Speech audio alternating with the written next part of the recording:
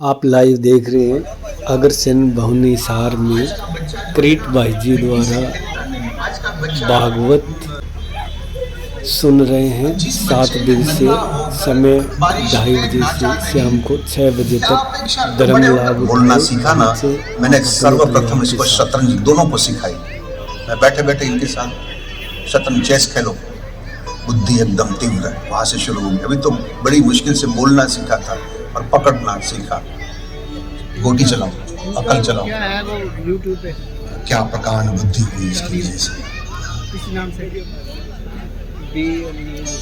BL news उसके साथ बैठकर फेस पेंटिंग कैसे करना, स्विमिंग उसको साथ करना कैसे करना, बाइक को तोड़कर पैसे फिर से असेंबल करना, बैडमिंटन कैसे खेलना, इनके साथ स्क्वॉश खेलना, ये सारी चीजें। आज पापा के पास टाइम ही नहीं है। पापा भी काम काम काम काम, और मम्मी जो है उसको जितना ये कमा रहा है वो दुनिया को बताना है कि मेरे हस्बैंड ने, मेरे पति ने कितने कमाया।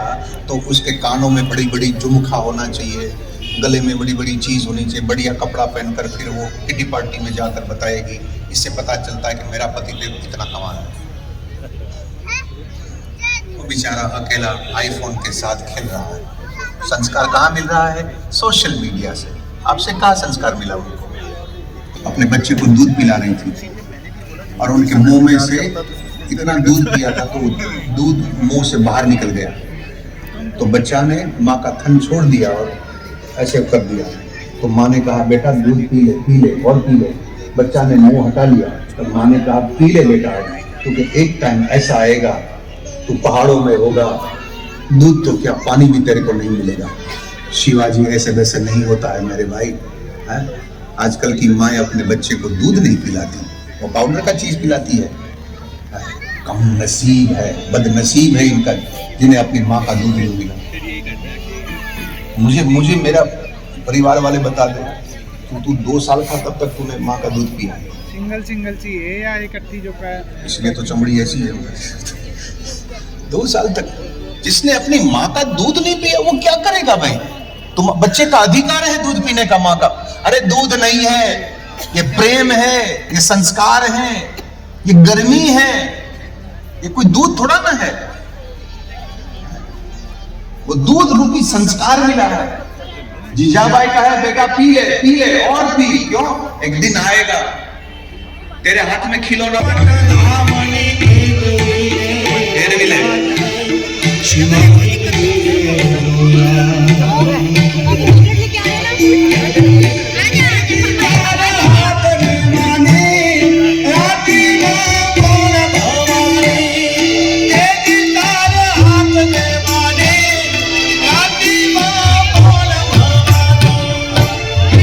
राणा प्रताप घास की रोटी खाते थे और खिलाते थे अपने बच्चे को।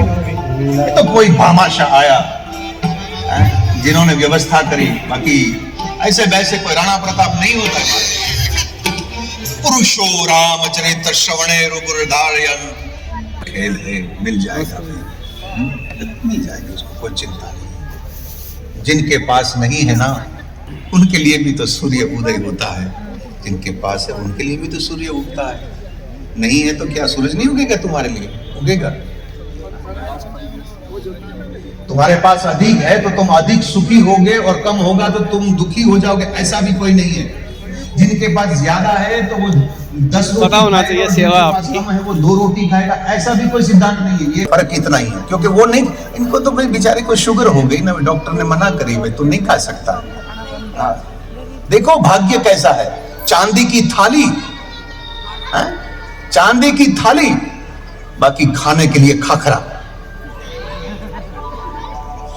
नसीब का खेल है भाई। तो ये संस्कार भगवान राम ने, और मैं ना बोल रहा हूं तो ये छोटा बच्चा था ना, रामायण सुनाती थी और एक दोहा जब आया, अरण्यकांड का दोहा था, और शिवाजी खड़ा हो गया, छोटा बच्चा, कि मां भगवान ने ऐसी प्रतिज्ञा, निशिचर हीन करो मही, भुज उठाई पनकीन, सकल मुनि के आश्रम ही जाई सुख दी।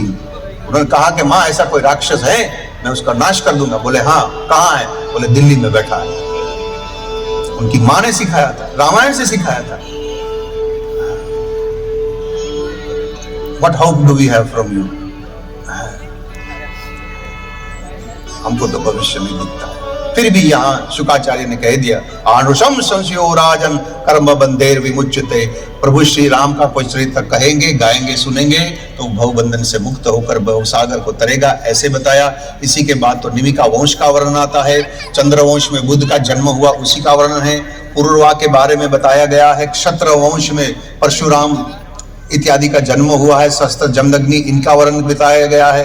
याति के माध्यम से हमें यह सीखना है कि कामनाओं का कोई अंत ही नहीं होता है। उन्होंने स्वर्ग तक गया है, फिर भी उनको वापस आना पड़ा। पुरुवंश में दुष्यंत, शकुंतला, वीर भरत का प्रागट्य हुआ, इन्हीं का वर्णन है। इनके वंश में आगे जाकर रंती देव का जन्म हुआ। इनके जैसे कोई दातार इसमें नहीं मिला। आगे जाकर वृक्ष वंश में इधर कौरवों का जन्म हुआ, पांडवों का जन्म हुआ।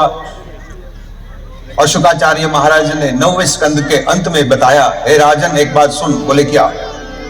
अष्टमस्तु तयोरासित स्वयमेव हरिः किल सुभद्रा च महाभागा तव राजन पितामही यदा यदेह धर्मस्य क्षयो हृदिश्च पापमनः तदा तु भगवान ईश आत्मानां सृजते हरि।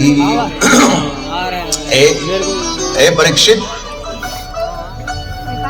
आपके दादा का सारथी, आपकी दादी का भाई, वही वसुदेव देवकी का 8वां बालक। क्या आप भगवान श्री कृष्ण की कह रहे? बोले हाँ।